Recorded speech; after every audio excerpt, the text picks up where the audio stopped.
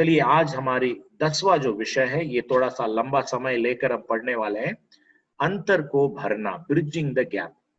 Bible और हमारे बीच में, पवित्र शास्त्र और हमारे बीच में विभिन्न प्रकार की अंतर है, गैप है।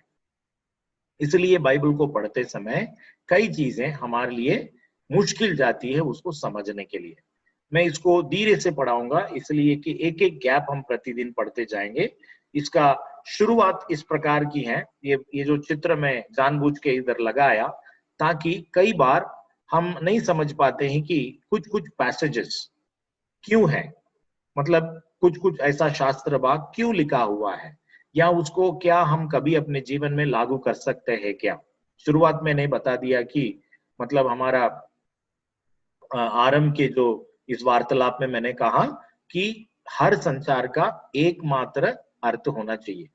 बहुत सारा यदि रहेगा तो उसके द्वारा कंफ्यूजन ही निर्माण होता है, और हमारा परमेश्वर का जो स्वभाव है वो गड़बड़ी का परमेश्वर नहीं है।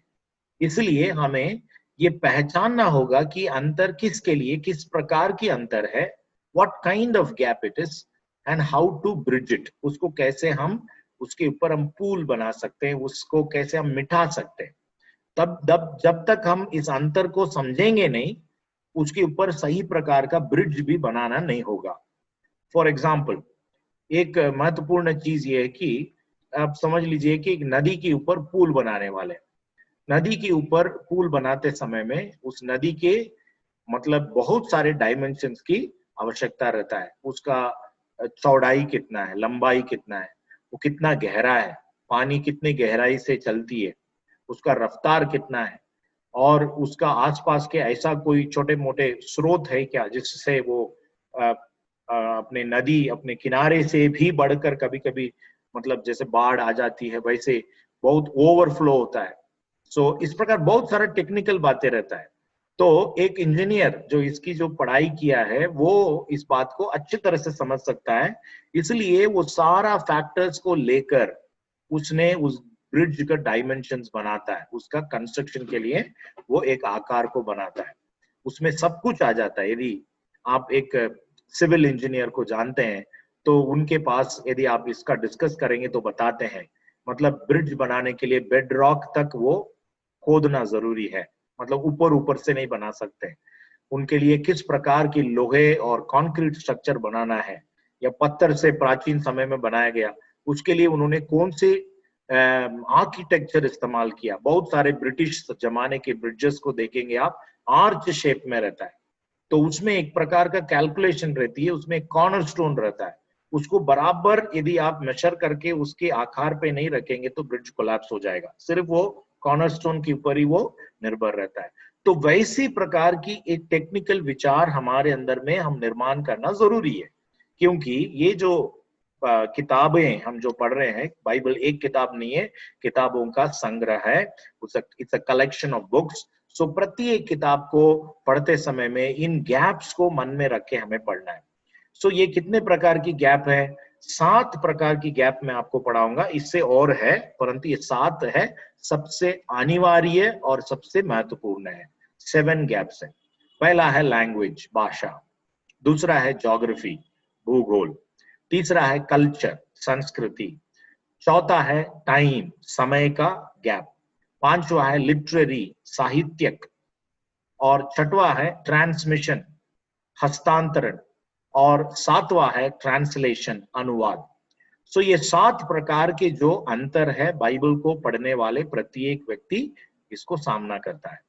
सो ये प्रत्येक जो चीजों के बारे में, इन प्रत्येक अंतरों के बारे में हम बहुत विवरित नहीं पढ़ेंगे, परंतु जितना हमारे लिए शुरुआत में जरूरी है उन बातों को हम लोग जरूर इस हमारे अध्ययन में जानेंगे।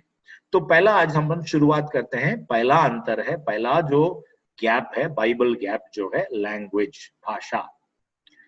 अधिकतर हम देखते हैं तो भाषा जो है वो किस प्रकार, उसका आप परिभाषा लिख सकते हैं या समझ सकते हैं, the method of human communication. मतलब आप ये पूछ सकते हैं क्या फिर जानवर, पक्षी और मछलियां एक दूसरे से कम्युनिकेट नहीं करते क्या? करते हैं, परंतु उनको हमारी जैसा इतना सोफिस्टिकेटेड ये कम्युनिकेशन नहीं है, हमारे जैसे संचार उनको नहीं है। हमारे पास में सिर्फ बोली नहीं है, हमारी उसके लिए लिपि है, और कई जो भाषा हैं इतने आगे बढ़ा हुआ है, और उसके लिए सुंदर व्याकरण रहती है, और बहुत कुछ हम लोग हमारी भाषाओं के अंदर में देख पाते हैं। उसमें देखिए भाषाओं में अलंकारिक भाषाएं रहती हैं, वेरी पिक्चरस भाषा रहता है।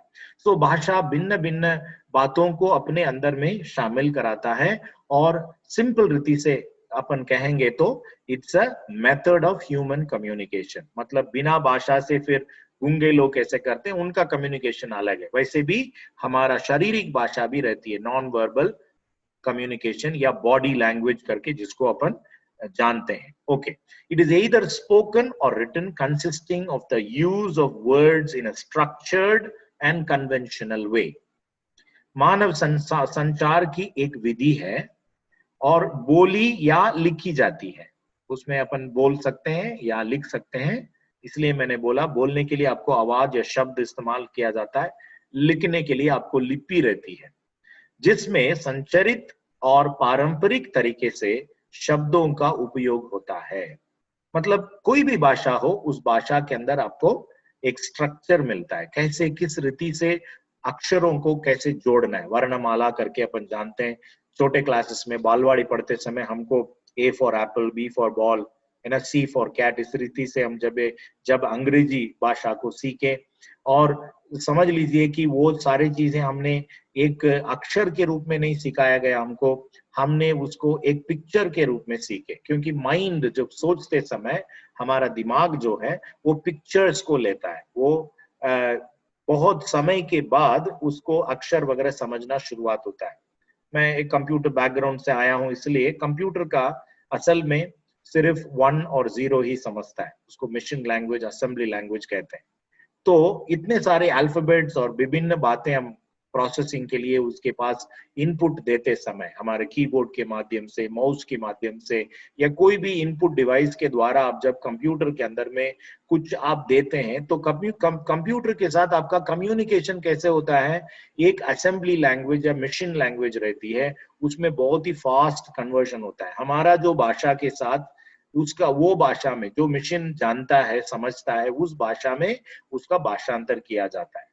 ओनली ह्यूमन ब्रेन जो है बहुत ही अद्भुत है, कि कोई भी भाषा को एक व्यक्ति सीख सकता है, मतलब परमेश्वर ने वैसे हमें बनाया। Okay, so it's a method of human communication. भाषा जो है एक मानव संचार की विधि है। बहुत प्रकार की है संचार, परंतु ये एक प्रकार की उनमें से बहुत बेहतरीन तरीके से एक दूसरे से कम्युनिकेट करने के लिए उपयोग में आता है। बहुत ही प्राचीन और इंटीरियर इलाका में रहने वाले आदिवासी और ऐसे जंगलों में रहने वालों को भी भाषाएं रहती है। सो भाषा एक बहुत ही महत्वपूर्ण माध्यम है। ओके, इसमें आपको महत्वपूर्ण एक जानकारी मैं देना चाहूंगा कि पवित्र बाइबल जो हमारे हाथ में है, जो 66 किताब का संग्रह है, ये अधिकतर 3 मूल भाषाओं में लिखा हुआ है। 3 ओरिजिनल लैंग्वेज, उनका ओरिजिनल लैंग्वेज, मतलब जिन भाषा में ये सब चमड़े पत्रे या जो भी इसमें उन्होंने लिखा था, ये 3 भाषा में। पहला भाषा है प्राचीन इब्रानी। मैं अभी आपको वो चित्र ही दिखाऊंगा, प्राचीन इब्रानी और अभी के आधुनिक इब्रानी में कितना फर्क है। तो एंशिएंट हिब्रू। दूसरा है अरामिक या अरामी भाषा करके कहते हैं। ये आपको कहाँ मिलता है, खास करके जो बंधुआई में जब लोग चले गए, बाबिलोन की बंधुआई में चले गए, उसके बाद वहां से निकलते समय या वहां रहते समय, निकलते समय या इधर पहुंचने के बाद, बंधुआई से जब वापस आने के बाद लिखा हुआ जो भी किताबें हैं, वो किताबें आपको अरामी भाषा में मिलता है। दानिएल की किताब बंधुआई में रहते समय, इज़रा नेहमिया के किताब बंधुआई से वापस आते समय, तो ये अरामी भाषा में लिखा हुआ है। और यीशु मसीह आने के 400 साल पहले से ही, मतलब जो अंतराल करके अपन अपने जो drama, Bible is a drama करके अपन जो पढ़े, उसमें जो अंतराल जो है, इंटर टेस्टिमेंटल पीरियड, जो नया और पुराने और नया नियम के बीच का जो अवधि है, वहां जो पब्लिक भाषा, मतलब अधिकतर लोग जब मार्केट में उपयोग करने के लिए या एक दूसरे से बातचीत करने के लिए अरामी भाषा को इस्तेमाल करते थे। ये भाषा कहाँ से आया वो भी मैं आपको बताऊंगा, परंतु ये जानकारी रखिए, बाइबल पहले प्राचीन इब्रानी, दूसरा अरामी और तीसरा है नया नियम, पूरा नया नियम कोइने ग्रीक, प्राचीन यूनानी। क्यों प्राचीन यूनानी कहते हैं? ये वो प्राचीन यूनानी नहीं है जो एरिस्टोटल और प्लाटो ने इस्तेमाल किया, ईसा पूर्व में जो है वो नहीं है, परंतु कोइने ग्रीक जो था, अलेक्जेंडर सिकंदर आने के बाद विश्व में कोइने ग्रीक बहुत ही एक पॉपुलर भाषा बन गया और प्रभु यीशु मसीह के समय में ये एक ऑफिशियल भाषाओं में से एक था। लतीन एक भाषा थी और यूनानी एक था। और यहाँ तक बाइबल के जो पढ़ने वाले, संभालने वाले यहूदी शास्त्रियों ने पुराना नियम जो पवित्र शास्त्र, उनके लिए सिर्फ पवित्र शास्त्र है, तानाक करके कहते हैं, उस पुराना नियम को, तानाक को, पवित्र हिब्रू लोगों की बाइबल को प्राचीन हिब्रू भाषा में से या हिब्रू अरामी भाषा में से उन्होंने इस कोइने ग्रीक में ट्रांसलेट किया। यीशु मसीह के समय में वो बाइबल अधिकतर लोग इस्तेमाल करते थे। हिब्रू बाइबल से ज्यादा लोगों को ग्रीक बाइबल बहुत ही सरल रूप में समझ में आता था, इसलिए कि प्रथम शताब्दी के कलीसिया के अगुवे, प्रेरित लोग, जब वो लोग जहां कहीं भी गए वो इजीली लोगों से बातचीत कर सके, क्योंकि उनको ये यूनानी भाषा आती थी। मतलब यहूदियों के बीच में अरमी भाषा है, परंतु जब आप बाहर चले जाएंगे तो किससे बात करेंगे? तो कोइने ग्रीक, प्राचीन यूनानी वहां पे था, उसी से पूरा नया नियम लिखा हुआ है। तो ये तीन भाषा मन में रखिएगा। ओके, ये प्राचीन इब्रानी इस रीति से दिखता है। अभी ये हिब्रू भाषा सिखाने के लिए मैं आपको नहीं बताया हूँ, सिर्फ इस चार्ट को देखकर आप जस्ट उन अक्षरों की तरफ थोड़ा ध्यान दीजिएगा। ये प्राचीन इब्रानी है, मतलब आपको एलेफ पहला वाला जो है देख लीजिएगा, लेफ्ट से राइट से लेफ्ट पढ़ते हैं, ठीक है, राइट साइड से लेफ्ट हैंड साइड में जाते हैं।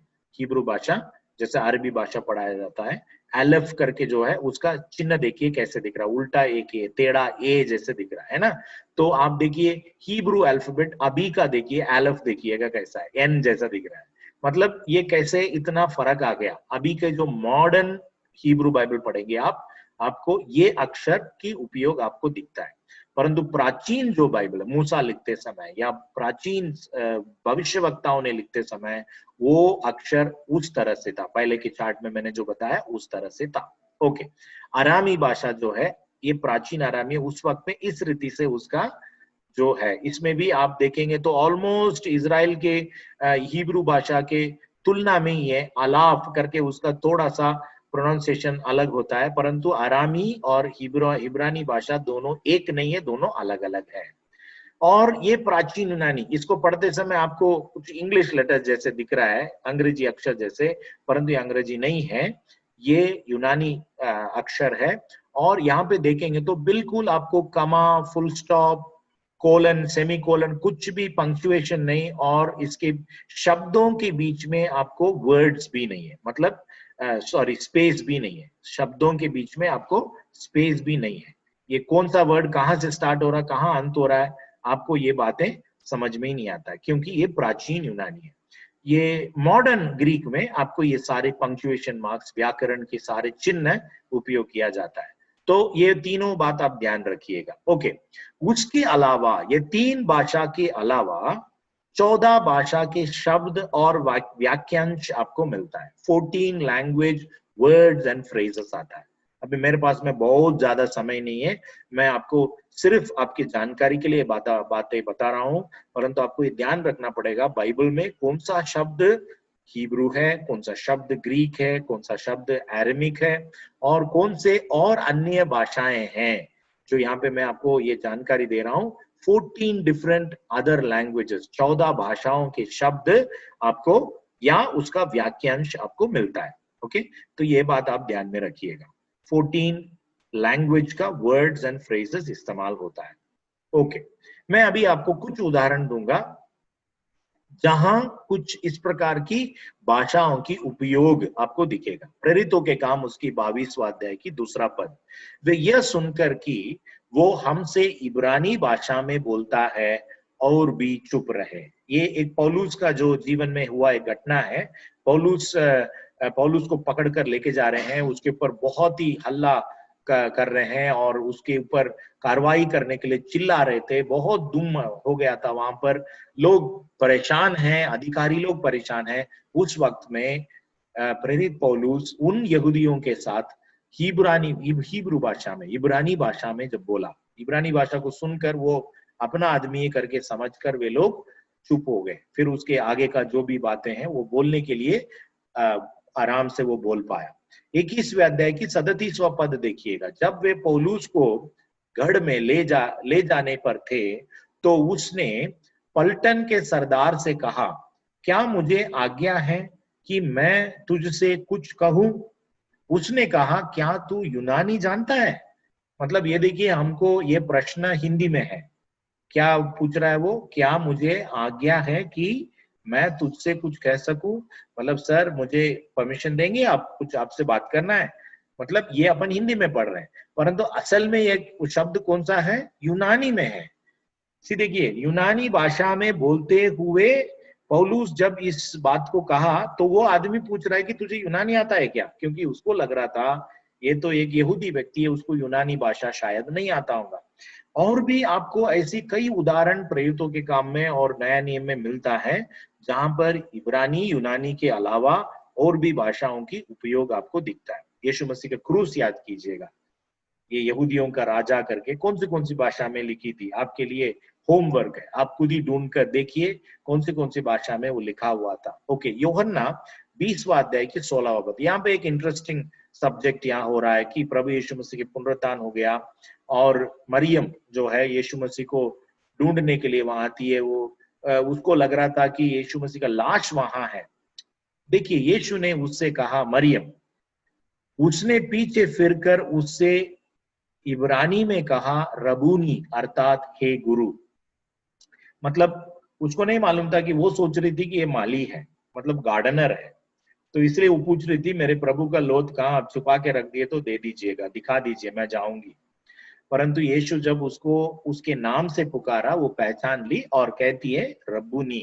मतलब हिंदी में अपने को रब्बुनी करके लिखा है, जिसका अर्थ लिखा हुआ है गुरु, जिसका अर्थ है गुरु। इंग्लिश बाइबल में भी रब्बुनी और या रबी, और उसका मीनिंग है मास्टर, लॉर्ड, ऐसा करके आपको ट्रांसलेशन में मिलता है।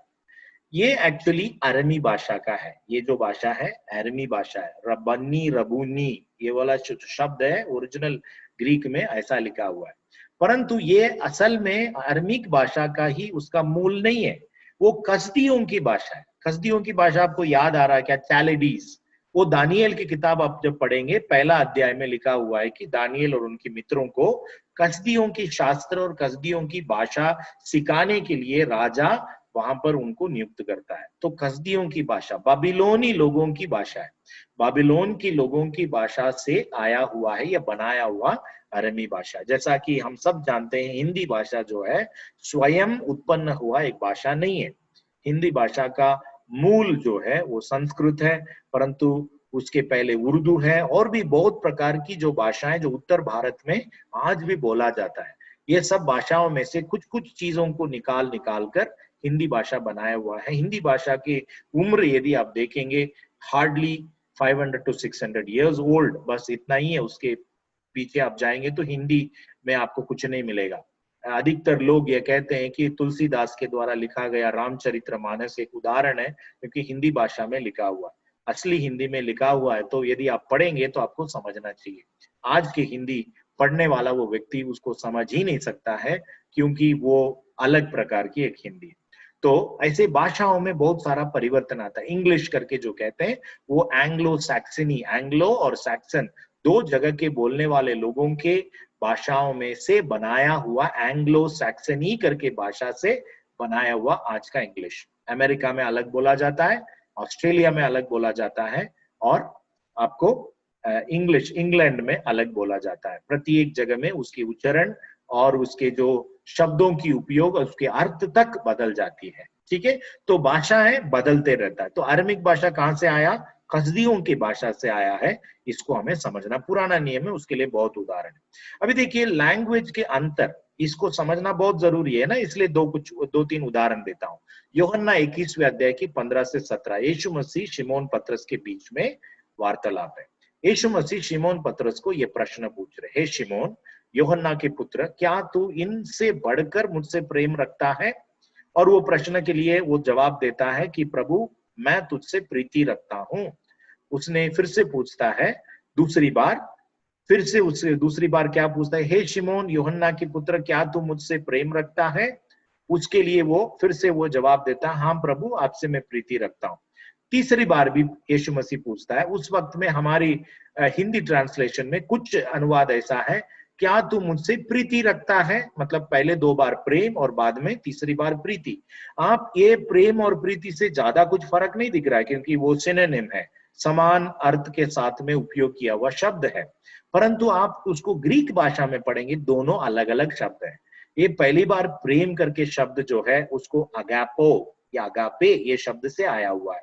और यदि आप प्रीति रखता है, तीसरी बार प्रभु यीशु पूछ रहे हैं, वहां पे फिलियो ये शब्द वहां उपयोग हुआ है। तो ये दोनों में क्या फर्क है? प्रेम करके जो हमको ट्रांसलेट किया गया अगापो, अगापे ये शब्द में से आया हुआ, इसका अर्थ सेल्फलेस लव, निस्वार्थ प्रेम। और प्रीति जो फिलियो करके आया है, टू बी ए फ्रेंड, मित्र बनो, मित्र का प्रेम। देखिए कितना फर्क आ गया। अंग्रेजी बाइबल पढ़ेंगे तो और कंफ्यूज हो जाएंगे, क्योंकि तीनों जगह में आपको सिर्फ लव लिखा रहता है, ओनली लव। सिर्फ वो कॉन्टेक्स्ट जो है, संदर्भ से कुछ फर्क आप समझ सकते हैं। क्योंकि पहले प्रश्न में यीशु क्या बोलते हैं, इन सारे लोगों से बढ़कर तू मुझे प्यार करता है क्या?